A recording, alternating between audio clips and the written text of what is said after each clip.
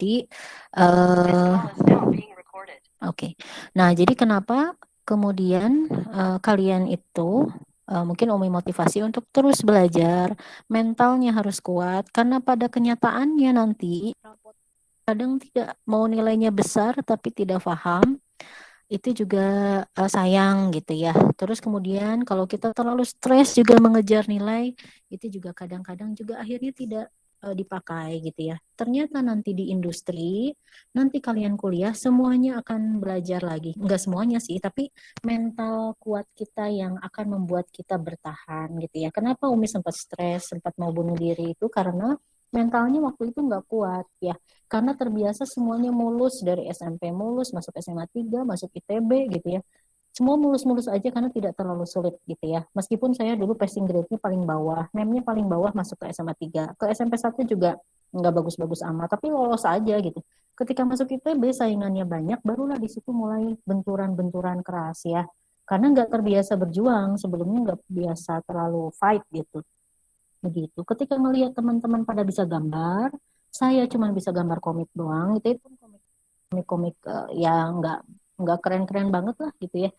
Nah itu kagetnya luar biasa gitu. Nah jadi ketika kita tidak punya mental yang berjuang gitu ya, maka ya drop lah waktu itu gitu ya. Jadi kaget, nggak biasa untuk setiap malam ngerjain gambar satu meja makan gitu ya, kan gede banget ya, itu kaget gitu. Nah, jadi ini menjadi motivasi untuk kalian. Kalian boleh untuk mengejar nilai itu sangat bagus gitu ya. Nah, tapi sebetulnya yang penting adalah ketika kalian dapat tantangan-tantangan dari guru dan segala macam, maka menghadapinya, menguatkan mental itu penting. Kalian yang bekerja pun sama. Saya kerja jadi guru. Dulu profesi arsitek, nggak pernah kuliah jadi guru gitu ya. Jadi gurunya jadi belajarnya otodidak. Kalian sekarang belajar kamera sekarang 80D. 5 tahun lagi kalian lulus nggak akan ada 80D gitu ya. Sekarang belajar misalnya kamera yang canggih di zaman ini. 5 tahun lagi kalian ke TV, kamera canggih itu udah ganti. Jadi semua manual book kalau dihafal itu mungkin bisa jadi tidak terlalu terpakai karena nanti manual booknya, buku panduannya yang baru lagi ya. Jadi biasanya setiap alat itu ada panduan. Nah, jadi minat itu penting, cita-cita itu penting karena nantinya akan membuat kita kalau bete itu ingat lagi cita-cita tuh jadi semangat lagi. Gitu. Terus kalau kita senantiasa suka belajar, suka mencari, itu juga akan membuat kita kuat lagi ketika disuruh belajar yang baru. Nih alat yang baru, coba pelajari gitu. Gitu ya. Seperti itu barangkali untuk Yustika ya. Terus Risma. Untuk masuk ke IKJ itu sulit atau mudah? Ya waktu itu saya mudah karena beasiswa. Kalau kalian pengen masuk ke IKJ, ada kakak kelas kalian 3 orang yang sudah lulus dari salah. Satu udah lulus, satu masih kuliah, 2 masih kuliah ya. Satu diantaranya adalah jalur beasiswa, yang dua jalur mandiri ya. Mudah-mudahan saat kalian nanti ada beasiswa lagi ya. Susah nggak ya? Enggak juga bagi orang yang sudah punya portofolio. Jadi bagi yang kalian yang suka banget bikin film, maka portofolionya nanti akan sangat terpakai ya. Jadi testingnya tuh nanti kalau di IKJ itu salah satunya adalah dikasih naskah, disuruh membayangkan, terus kemudian disuruh bikin lanjutan naskahnya.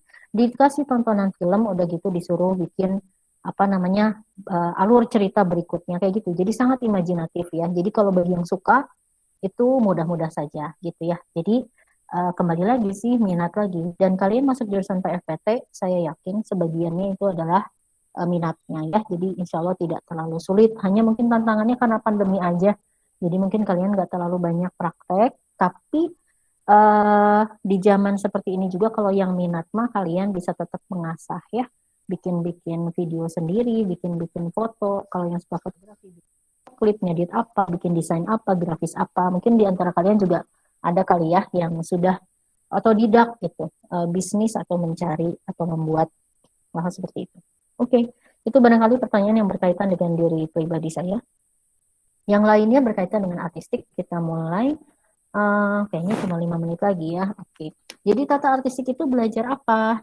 Ya, jadi buat yang bertanya tentang tata artistik, jadi kita akan belajar sesuatu yang berkaitan dengan 4 hal terutama ya, karena banyak sekali sebetulnya, tapi menjadi 4 bagian besar ya.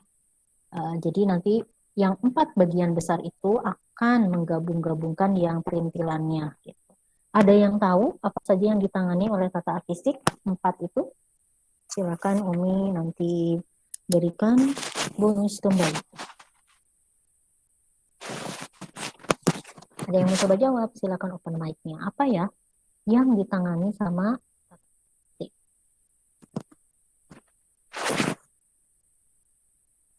Ada yang mau coba?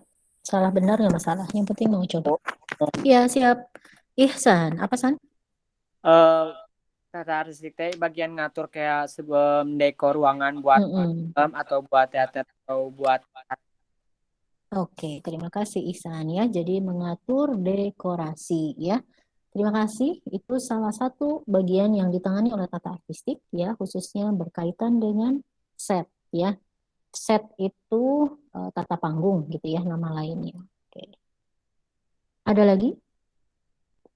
Sebetulnya ada 10 ya, tapi dipersingkat jadi 4 untuk Kostum dipelajari dia sama singkat. properti ini. Oh iya, Naya kostum ya. Sama Sama properti. Ya, properti. Oke, iya betul sekali. Ibu Terus? pengen jawab. Iya, Revanda. Gimana Revanda? Tata cahaya masuk juga gak sih, Umi? Iya. Jadi, Sama tata rias. oh oke, tata rias, tata cahaya. Ya, jadi tata cahaya itu masuk juga. Ya sama seperti dekorasi. Jadi tata artis itu ada 10 bagian ya yang dipelajari sebetulnya, tapi kemudian dirangkum jadi 4 aja gitu ya, karena nggak akan keburu ngebahas semuanya. Nah, kalian nanti bisa tulis lihat ya kalau mau belajar duluan, itu Umi punya blog namanya Television Production Handblog atau cari aja Raden Yulia Ramdhani Blogspot ya. Di sana ada tulisan Umi tentang tata artistik, tentang manajemen produksi, tentang produksi film juga. Kalau mau lihat-lihat boleh dari sana juga. Nah, yang kita pelajari di sini dari 10 itu ya adalah 4 tadi sudah disebutkan. Ada tentang set, ada tentang kostum, tentang properti dan tata rias. Ya, yang lainnya 6 lagi apa Bu? Nanti lihat ya di file atau kita nanti akan pelajari itu kok ya. Nanti ada bagian yang dikompres jadi 4. Semester ini belajar apa aja? Semester ini kita akan belajar tentang 10 bagian itu, mengenal ya, terus kemudian tentang sejarah tata artistik sedikit, terus kemudian kita akan berfokus pada satu dari 4 itu ya. Jadi semester ini belajar tentang properti, semester depan belajar tentang set atau tata panggung, semester depannya lagi belajar tentang kostum, semester depannya lagi belajar tata rias ya. Jadi dibagi jadi 4 gitu ya. Karena supaya dalam juga. Jadi kalau nanti kalian ingin jadi penata kostum, ada teteh-tetehnya, ada ya namanya Teh Adis kerja di RTV, ada juga yang di Indosiar namanya Teh Ella, ada juga yang di MNC namanya Teh Agatha Christie. Jadi penata kostum mereka ya. Ada yang katalias di TV lokal, ada juga. Ada yang jadi apa sih namanya? Yang tukang make up PM apa? MUA ya, make up artis gitu ya. Ada yang tukang make up ada gitu ya, ada 2 orang tuh kalau nggak salah ya, ada Teh Elva kuliah di Tata Busana UPI tapi dia juga suka jadi make up penata rias. Ada juga Kang Hegar namanya juga jadi penata rias. Ya banyak lagi ya yang lain yang akhirnya jadi minat ke tata rias. Begitu. Jadi semakin spesifik mudah-mudahan nanti kalian juga bisa menemukan minatnya untuk nanti kuliah. Ada juga yang jadi arsitek loh ya. Jadi melanjutkan cita-cita Umi jadi arsitek ya. Jadi ada Kang Rizal di Uninus, terus kemudian ada lagi di desain interior ya. Jadi interior penataan ruangan. Ada Teknita, ada juga Teh Rizka, ada juga Teh Retno desain interior, terus kemudian sekarang udah pada lulus dan sekarang udah pada kerja di semacam dekor rumah, IKEA gitu-gitulah ya. Jadi oh Kang Gani ya, Umi pengen banget mengundang Kang Gani ya, nanti mungkin bisa berbicara dengan kalian juga. Udah jadi desainer ya untuk desain interior. Mereka itu orang yang ketika sekolahnya itu minat banget di bidang itu ya. Jadi kalau disuruh bikin market tuh rapi, bagus, karena memang suka gitu ya. Dan alhamdulillah mengantarkan mereka juga pada karirnya sekarang gitu. Gitu. Jadi nggak harus kerja di TV atau film ya, kalian bisa pilih karir yang lain yang mendekati itu ya. Itu terus kemudian semester depannya di kostum, semester depannya lagi di tata rias gitu. Jadi alhamdulillah dari 4 materi ini uh, ada alumni yang menemukan minatnya karena mempelajarinya lebih dalam lagi di dunia kuliah. Begitu. Itu barangkali sebagai gambaran. Ada pertanyaan untuk subjek untuk atau materi yang kira-kira akan dipelajari? Umi, Cukupkah? Umi, Iya, Rangga. Naya mau Ya, nanya. gimana? Ya, gimana Naya? Nanti kalau misalnya praktek, ada praktek make up juga gak Umi? Oh iya, ini ada yang nanya praktek ya, lupa. Oke, untuk praktek gimana? Nah, semoga segera berakhir ya. Udah pada vaksin, Cung yang udah vaksin? Ada yang takut vaksin juga? Naya belum. Oh iya, ada yang takut ya.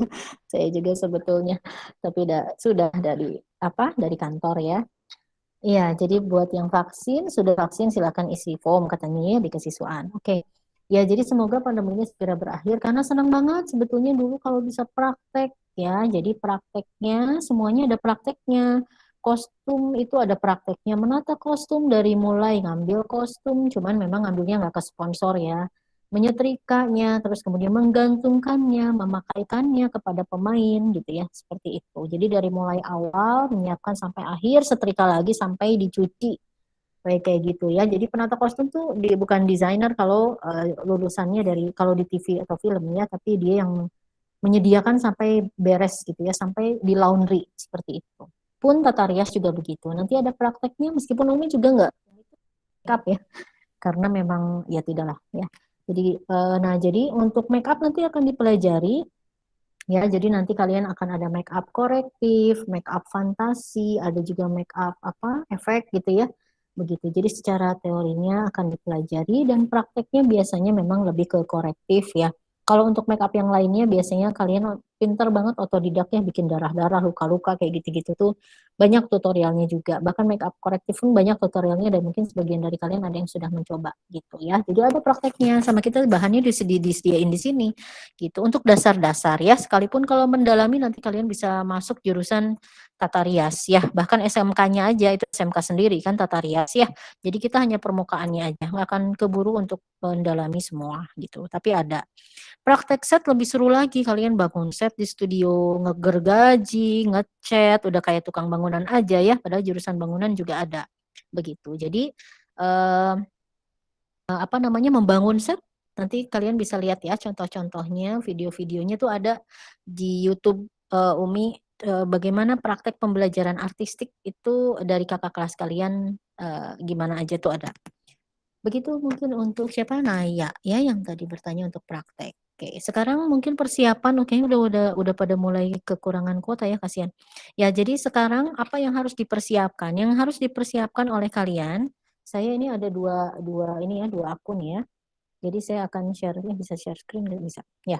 Jadi saya akan coba share. Jadi kalian yang harus dipersiapkan adalah sebuah buku ya. Jadi sebuah buku yang nanti bukunya muncul nggak ya? Oke, agak lambat. Oke, ya. Itu contoh ya. Jadi kalian menyiapkan satu buku. Bukunya bebas, mau bukunya sebesar atau mau apa namanya? Apa sih namanya? Mau buku biasa silakan. Mau dari kertas bekas, bagian belakangnya dipakai, itu juga silakan. Jadi yang kosongnya ya. Jadi dijilid gitu seperti ini, itu juga boleh. Dari kertas-kertas buku zaman SMP yang masih ada, terus kemudian dijilid lagi silakan. Jadi tidak harus dari sesuatu yang baru ya, tapi yang recycle itu bisa jadi lebih menarik ya. Buatlah covernya semenarik mungkin, seartistik mungkin, karena ini adalah pelajaran tata artistik ya. Jadi kita berlatih dari sana ya. Mau dibuat dari kalender bekas silakan, kain perca silakan, dari kertas koran silakan, didesain sedemikian rupa sehingga tampil menarik. Dan kalau kalian cari buku artistik itu yang paling unik, yang paling aneh gitu ya, yang paling menarik. Oke. Ya, itu buku kakak waktu tahun berapa ya? Sekarang udah lulus ya. Itu one of the best ya. Terus kemudian kalau ada yang lebih suka dengan digital ya, aku mau di print silakan didesain seperti ini juga boleh ya. Gitu. Ini juga dari kertas-kertas yang dijilid ya. Oke, ada yang suka gambar, saya mau bikin doodle sendiri, silakan ya. Jadi silakan masing-masing punya ininya sendiri, minatnya sendiri ya. Ini kayak gini, ya.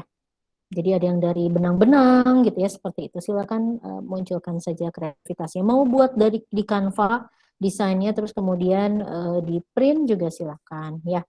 Oke, itu beberapa contoh. Kalau yang digital print ya, kalau yang barusan dijilid gitu, dijilid ring ataupun dijilid ini. Ini yang contoh buku biasa ya.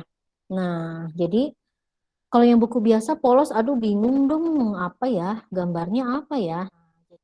Bagi yang tadi digital print atau covernya ingin polos, maka halaman pertamanya, ini sambil dicatat ya, teman-teman. Halaman pertamanya kalian tuliskan biodata kalian dan cita-cita kalian ya. Jadi Umi melatih kalian untuk menuliskan cita-cita kalian. Minimal 10 ya. Jadi cita-cita sekarang di sekolah. Aku pengen corona nggak ada gitu ya.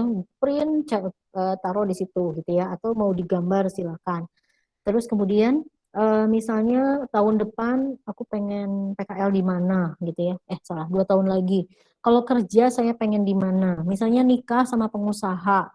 Nanti misalnya apalagi 10 tahun yang akan datang saya pengen naik haji. 20 tahun yang akan datang pengen punya rumah, pengen punya mobil, apapun. Baik itu realistis ataupun tidak ditertawakan orang lain atau tidak. Pokoknya mah silakan dituangkan ya. Nah, bagi yang sampulnya polos, polos banget ya. Mau ditempelin deh sama gambar-gambar cita-cita, silakan ya. Ini ada gambar apa namanya? Gambar-gambar kartun-kartunnya, terus kemudian baru cita-citanya contoh ditulis di situ. Oke, ya.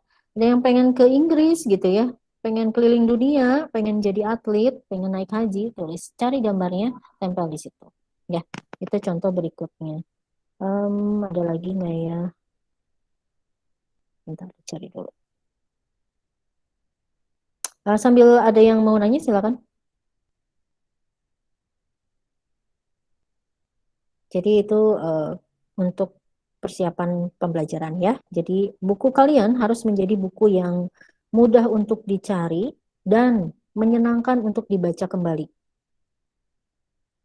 Terus kemudian kalau menulis kalian tulisannya itu tidak harus digaris ya. Jadi boleh untuk besar warna-warni gitu. Jadi bentar ya, karena nanti kalian ikut pusing ya. Di mana top presenting? Ada yang mau nanya dulu? Sambil Umi, saya... Umi, Naya mau nanya lagi, Umi. Iya, Tadi silakan. pertanyaan Naya di grup belum dijawab. Oh iya, apa itu? Kan quote apa quotes Umi gitu yang bisa bikin Umi memotivasi saya, sampai sekarang, yang memotivasi Umi sampai sekarang. Kan Umi pernah ngalamin masa-masa sulit ya Umi. Iya. Sampai sekarang tuh apa sih yang bikin Umi kayak termotivasi gitu? Ya, oke.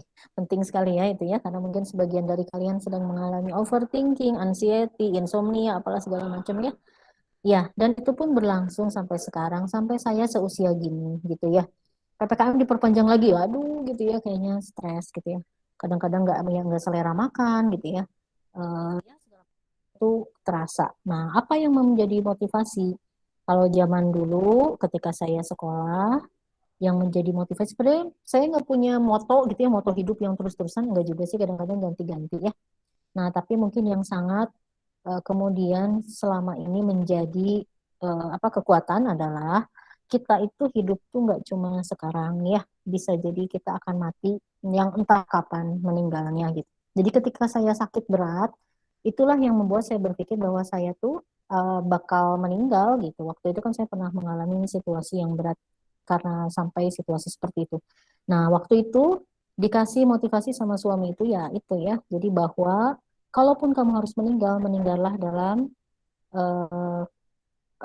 dalam perjuangan gitu. Jadi bukan dalam keputusasaan gitu. Begitu. Jadi itu sih intinya jangan sampai mati konyol lah begitu ya. Jadi ketika kita itu menghasilkan karya ya. Jadi kenapa saya sekarang suka nulis gitu ya, bikin buku gitu. Karena ketika saya meninggal saya ingin dikenang orang dan punya sesuatu yang dikenang oleh orang, tulisannya gitu. banyak orang-orang yang terkenal, tulisannya bagus, itu orangnya udah meninggal gitu. Tapi kemudian namanya harum sampai sekarang. Nah, jadi itu mungkin ya, jadi motivasi berkarya, motivasi menulis, motivasi bekerja, motivasi apapun, karena untuk investasi nanti di kehidupan yang kita sudah tidak ada di sini. Kita mau dikenang sebagai pribadi yang gimana? Apakah pribadi yang putus asa, kecewa, kemudian udah diam, ada kemarin juga cuma ujian kayak gitu aja gitu ya. Nah gitu. Jadi kita ingin menjadi seorang yang dikenang baik gitu ketika kita meninggal. Semoga ya, semoga seperti itu. Begitu. Jadi tetap semangat. Oke, kayaknya contohnya nanti Umi kirim di grup ya supaya nggak lama nyarinya. Berkaitan dengan tugas, ada yang mau ditanyakan? Ya, jadi Umi ulang lagi. Apa tadi yang pertama? Tugasnya pertama kali harus melakukan mencari atau membuat bukunya ya. Terus kemudian membuat covernya. Terus kemudian covernya bisa bebas, mau polos, mau kain, mau apapun. Terus kemudian atau kalau covernya mau ada digambarin dengan cita-cita silakan. Kalau covernya mau polos silakan cita-citanya ditaruh di dalam ya, plus biodata ya. Jadi buku, cover, cita-cita dan biodata. Oke, ada pertanyaan? Ya, silakan mulai diintip-intip apa yang ada di rumah yang bisa dimanfaatkan untuk menjadi buku yang artistik. Ya, buku artistik yang artistik ya. Oke. Pengumpulan tugasnya kapan, Bu? Pengumpulan tugasnya kapan kira-kira? Butuh waktu berapa lama untuk menyampul buku dan menuliskan cita-cita? Ada yang punya usulan?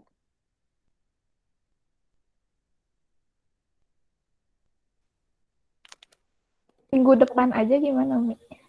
Minggu depan kata Naya. Gimana yang lain? Ada usulan? Setuju Bu, minggu depan aja. Iya, Bu. Oke, yang lain? Oke, siapa yang setuju minggu depan, Ngacu? Ya, Bu. Ya, Bu. Ya, oke. Terima kasih. Bis itu Araya kemana aja? Ya, oke. Terima kasih. Ya, jadi bukunya kita kumpulkan minggu depan saja, ya. Kumpulkan. Nah, biasanya, Nak, jadi kalau saya itu sebagai backup untuk yang LMS yang nggak ada, Google Chrome-nya juga nggak, Google Classroom-nya nggak ada. Nah, jadi mungkin nggak ada kuota, HP-nya rusak dan lain sebagainya. Jadi buku itu sebagai backup ya. Jadi nanti buku ini bisa dikumpulkan di akhir ya, di akhir atau tengah semester. Jadi nanti kalian bisa ya, bagi yang nggak ada kuota Bu, ya udah silakan tulis aja di bukunya nggak apa-apa. Nanti toh dikumpulkan begitu. Umi, Ya, bukunya buku Big Boss atau boleh yang kecil, Mi? Yang Bebas. maksudnya yang bebas. Oke. Bebas, Makasih, bebas. Umi. Bebas. Ada yang mungkin bukunya, kalau kemarin kakak kelasnya tuh pakai buku yang kayak buku-buku diary gitu loh. Ya, ada gitu ya. Ada yang bukunya misalnya polos. Ya, kenapa? Binder. Nah kalau binder mah tapi suka kandol ya. Jadi kalau binder boleh aja sih asal nggak digabung sama pelajaran lain. Kalau digabung nanti agak repot. Ketika dikumpulin di UMI kalian harus belajar. Boleh aja. Asal jangan yang terlalu tebal, berat ya. Ada lagi? Oke, cukup ya. Mungkin nanti foto-fotonya Umi kirimkan. Kasihan kelamaan. Terima kasih untuk yang sudah bergabung di Google Meet. Selamat berkreasi. Selamat mulai cari-cari apa yang membuat kalian bisa membuat buku menarik. Oh ya, plus kalau memungkinkan kalian bisa untuk menyediakan sesuatu yang berwarna-warni ya. Jadi nanti Umi posting contoh catatan kakak kelasnya itu full color, bergambar gitu ya. Jadi kalau kalian bosan gambar aja di situ nggak apa-apa ya. Jadi silakan tidak menulis di garis gitu. Nah, warna-warni itu akan membuat kita lebih senang gitu ya. Nah, bagi yang kesulitan, aduh udah nggak ada tuh ya mahal gitu ya segala macam. Sebetulnya jurusan menyediakan juga pensil warna. Kalau kalian mau untuk ke sekolah meminjamnya silakan, itu boleh dipinjamkan ya begitu. Jadi catatan artistik ini harus enak dilihat lagi gitu. Bagi yang nggak suka gimana Bu? Aku nggak suka, saya sukanya digital, saya sukanya di Canva ya. Untuk pertama kali ini silakan semuanya mungkin menyiapkan dulu ya. Jadi kalau nanti ada yang sukanya digital, desain-desainnya secara digital, maka boleh-boleh aja. Berarti e-book ya, e-book tuh berarti bukunya semua digital. Ya, silakan. Tapi kan tidak semua ya, digital itu mudah. Kalau ada yang kesulitan dengan apa namanya itu namanya kuota juga, terus kemudian kapasitas di HP ya, belum mata juga perih gitu ya, ngelihat aja layar gitu. Jadi buku itu sebenarnya pelampiasan juga untuk kalian bergerak gitu. Sebetulnya manfaatnya sih begitu. Ya. Oke, begitu saja. Terima kasih banyak. Mudah-mudahan cukup jelas. Jadi sampai ketemu minggu depan. Minggu depan hanya pengumpulan saja sepertinya. Jadi kita tidak ada meeting seperti ini ya. Oke, sampai ketemu. Wassalamualaikum warahmatullahi wabarakatuh. Silakan boleh meninggalkan ruangan.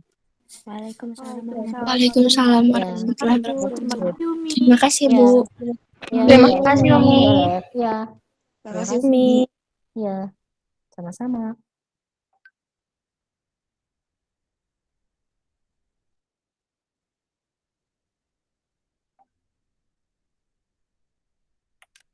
Nardiansyah Azahra boleh left room.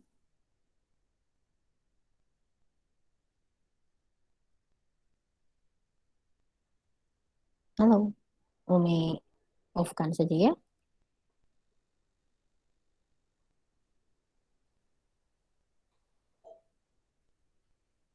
Recordnya, stop recording.